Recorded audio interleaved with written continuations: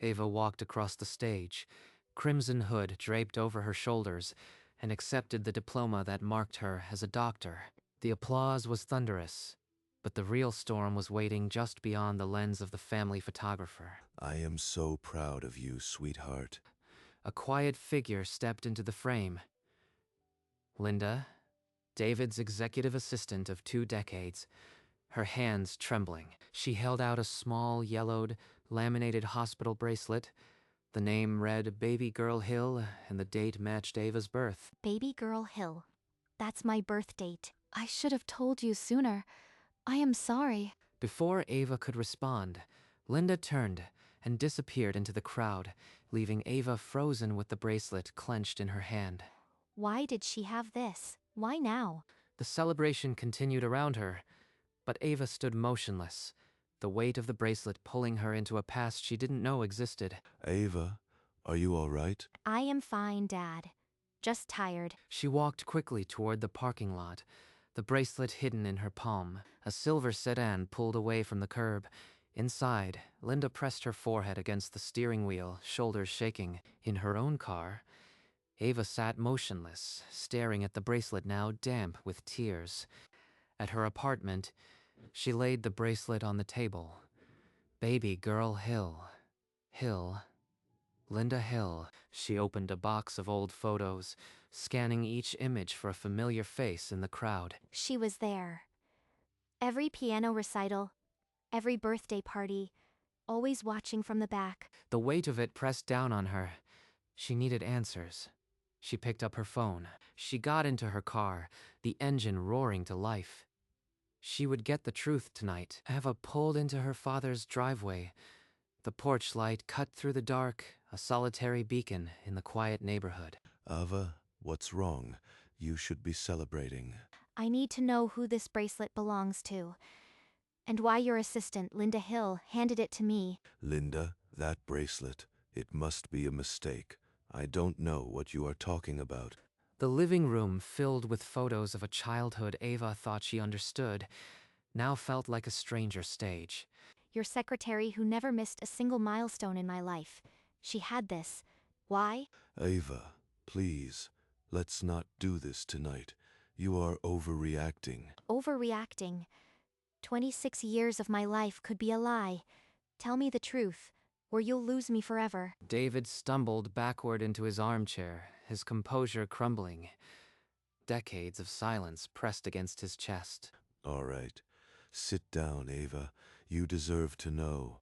David's hands trembled as he struggled to find the first words of a confession that had waited 26 years. Your mother didn't die in a car crash when you were 3. She had cancer 8 months after you were born. 8 months, not 3 years.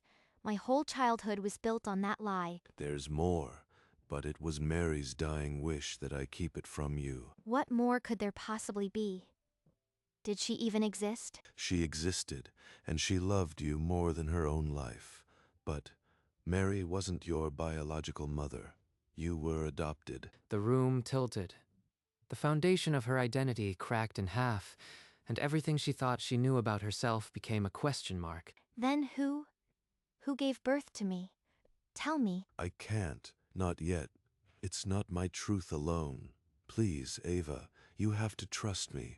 But trust was now a shattered thing. The bracelet in her hand felt heavier than stone, and the man she'd called Dad for 26 years was still hiding the most important truth. This bracelet says Baby Girl Hill.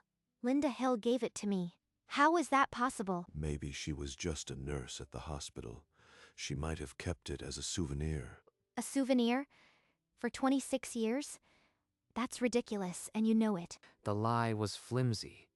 David's eyes flickered with panic as Ava tore it apart. Were you having an affair with her, Dad?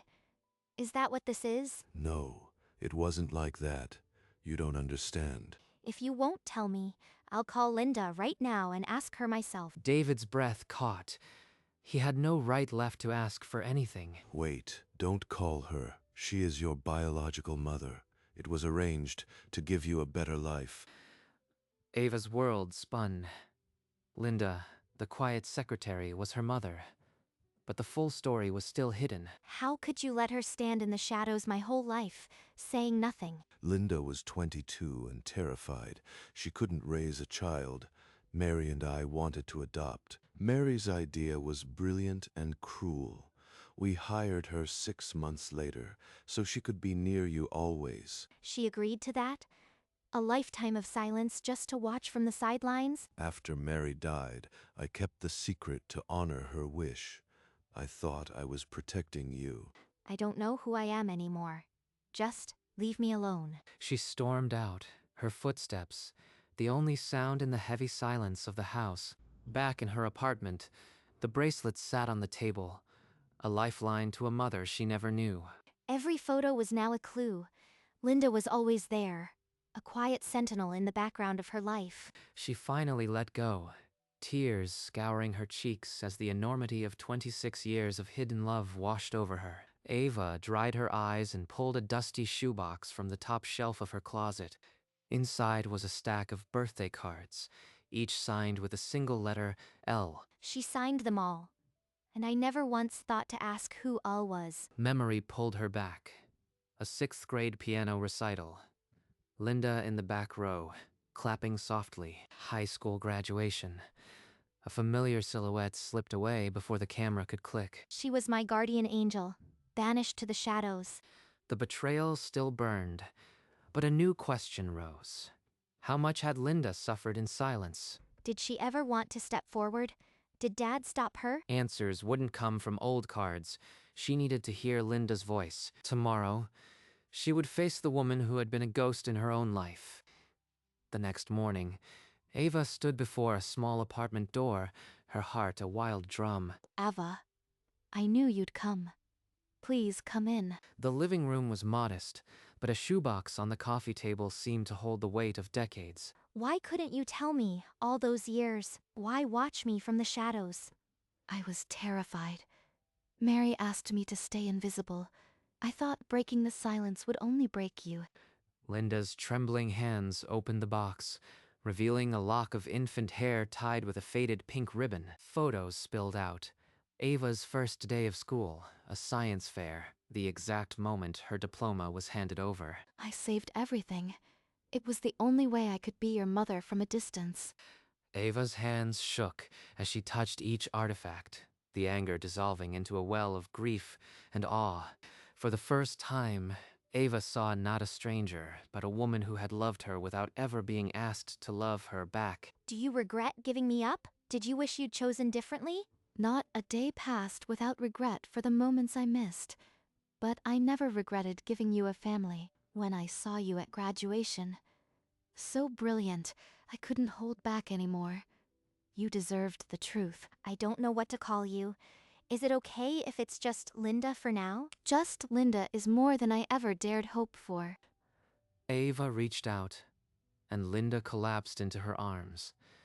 The embrace was fragile, but it was real. They held on, breathing together for the first time as mother and daughter. I need time, but I'm glad I came. Take all the time you need. As Ava walked out, the bracelet in her pocket felt lighter than it had in days. A fragile door had opened. That night, Ava couldn't sleep. She dug out old home videos, desperate to see the mother she'd always known. On the grainy tape, Mary laughed as she cradled baby Ava, her face full of a love that needed no blood. The camera panned, and there, in the corner of a birthday party, nearly out of frame, was Linda. She was always there. Not hiding, just waiting, just watching. Mary gave me a home. Linda gave me my life. Both sacrificed everything. She picked up her phone, fingers trembling, and typed a message she never imagined sending. Thank you for never truly leaving. A heart emoji appeared almost instantly. Linda had been waiting her whole life for a sign. Maybe home wasn't a place. Maybe it was the people who chose to stay. Exhaustion finally found her, and sleep came with a new, unfamiliar companion. Hope. The next morning, Ava sat across from her best friend Sarah at a quiet cafe. Ava, you look like you've been carrying the weight of the world. What happened? Linda Hill is my biological mother, Sarah. The bracelet she gave me proved everything I knew was false. Ava recounted the entire ordeal: Mary's illness, the secret adoption, Linda's decades of silent watching, David's lies. I can't imagine. But you are already building something with Linda. That's huge. Now you have to deal with your dad. But Ava, forgiveness might be your only way out. How can I forgive the man who lied to me my entire life? Forgiveness isn't about saying what he did was okay. It's about freeing yourself from the bitterness. Ava looked at Sarah for a long moment, then pulled out her phone. Dad, it's Ava. I think we need to talk. That afternoon, Ava pulled into her father's driveway for the second time in 3 days. The anger was quieter now, replaced by a heavy need for closure. Come in, I've been praying you'd call. I talked to Linda. I'm still angry, but I am starting to understand why you did it. They settled into the living room, the silence heavy with years of unspoken regret. I watched our home videos.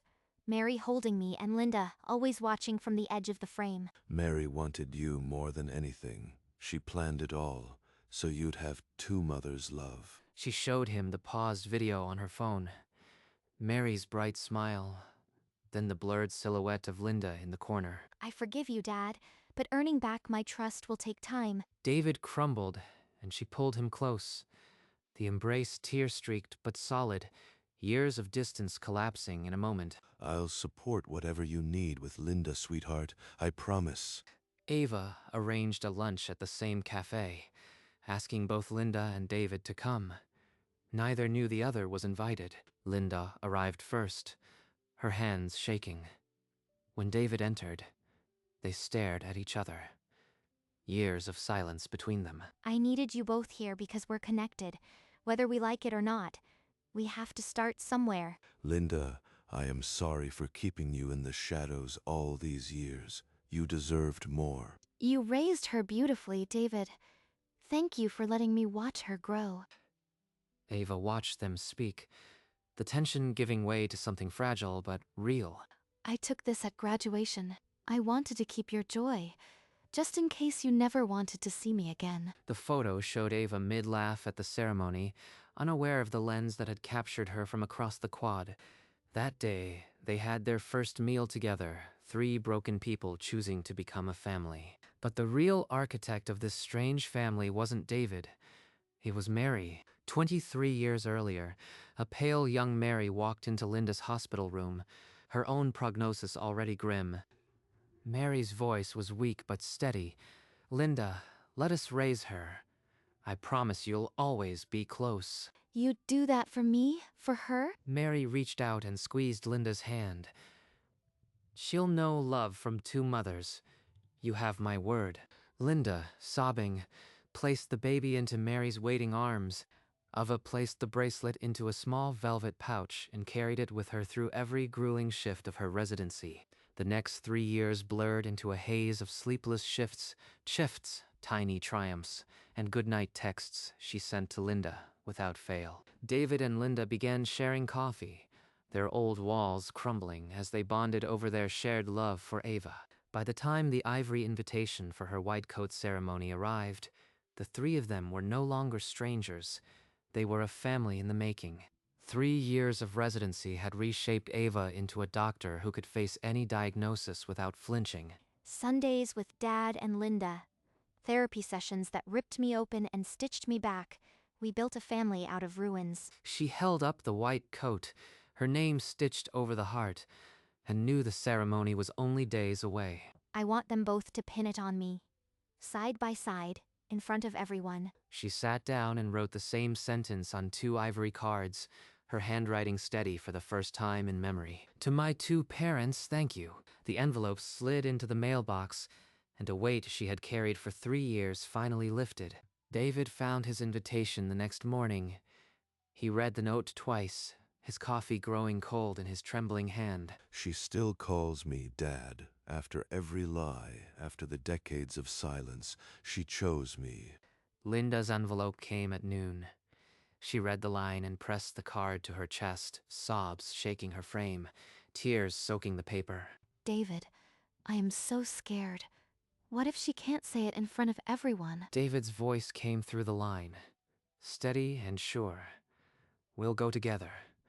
You are not alone anymore." They drove to the hospital in a silence that held more words than speech ever could. If she only calls me Linda, I'll still be grateful. I'll be invisible, if that's what she needs. She called us two parents on an invitation sent to the whole world. Trust that. Backstage, Ava touched the velvet pouch in her pocket. The bracelet inside was worn smooth from 3 years of anxious fingers. Mary would want this. Both of them, side by side. She looked in the mirror, Dr. Ava. A woman forged by two mothers who had loved her from different angles. The lights dimmed, a reverent hush falling over the atrium as the first notes of the processional began. David squeezed Linda's hand. In the dim light, they were a portrait of the unlikeliest love. Ava walked onto the stage, her white coat crisp, the bracelet a quiet anchor in her pocket. I pledge to serve with the same dedication that two parents gave me. To the parents who chose me. Both of them. She looked directly at the front row, her gaze finding David and Linda through the glare. David froze, tears spilling. Linda pressed a fist to her mouth, stifling a cry. A hush hung in the atrium, the audience grasping the weight of her words. Then the applause erupted, hesitant at first, then thundering, as people rose to their feet. They know. Dad, Linda, they know they're both my home. Ava closed her eyes for a beat, letting the sound wash away the last remnants of a ghost story. When she opened them, she saw David helping Linda stand, their arms reaching toward the stage. The ceremony continued, but for 3 people in that room, time had already stopped. After the applause died, Ava felt the familiar weight of the bracelet in her pocket and searched for 2 faces. Linda broke from the front row, running, and crashed into Ava so hard they stumbled. Mom? Linda's knees gave way, but Ava held her, repeating the word like a prayer into her hair. My 2 girls. David's arms wrapped around them, and for the first time, the 3 of them felt not broken, but whole. A friend appeared with a camera, and they composed themselves, arms linked, smiles breaking through tears. In the photo, Ava held up the bracelet like a jewel, its worn surface gleaming under the reception lights. That yellowed hospital band, once a hidden mark of shame, had become the visible link between them. As the camera clicked, Linda looked upward and breathed, "We did it, Mary." The silence had finally ended. A week later, Ava finally hung the ceremony photo on her mantle, right beside a shadow box holding the laminated bracelet, pain and healing side by side. One couldn't exist without the other. She snapped a picture of the arrangement and sent it to David and Linda. Within seconds, 2 hearts lit up her screen. David added, "Your mother would be so proud." Ava smiled, knowing he meant both of them. Later that day, she met Linda for coffee at their usual spot. It felt ordinary in the best way. I still can't believe I get to be called Mom. For 26 years, it was just a word I whispered to myself. It's still new for me, too. But every time I say it, it feels more right. They talked about work, about the tiny dramas of the hospital, and for the first time it was just life. I have a whole box of mementos for the years I missed. But now, I think I'd rather just live new ones. Ava reached across the table and squeezed her hand. The bracelet in the shadow box would always be there. A relic of a secret that no longer held power. A month later, on Ava's birthday, David and Linda hosted a dinner at the house where everything had first unraveled. Linda had cooked all afternoon, and David had set the table with the good china. We wanted your first birthday as a real family to be perfect. You two are going to make me cry before we even eat. They laughed, and for the first time, the laughter came easy, without memory's weight. I have something for you, Mom. Inside the small box was the framed photo from the white coat ceremony, the 3 of them beaming under the lights. Oh, Ava, I'll treasure this forever. I am going to need waterproof furniture if she keeps this up. The bracelet in its shadow box on the mantel caught the light, a quiet witness to how far they'd come. A year after the white coat ceremony, Dr. Ava returned to her alma mater as a guest speaker. In the audience, David and Linda held hands, their pride a quiet flame in the darkness. She spoke of resilience, of the families we choose, and the ones that choose us. I am the daughter of 2 mothers and 1 father, and I would not be here without any of them. For a heartbeat, the room was silent, processing the quiet revolution of her words. Then the applause thundered, students and faculty rising to their feet. Linda clutched David's arm, tears streaming freely. A lifetime of invisible love now fully seen. She did it.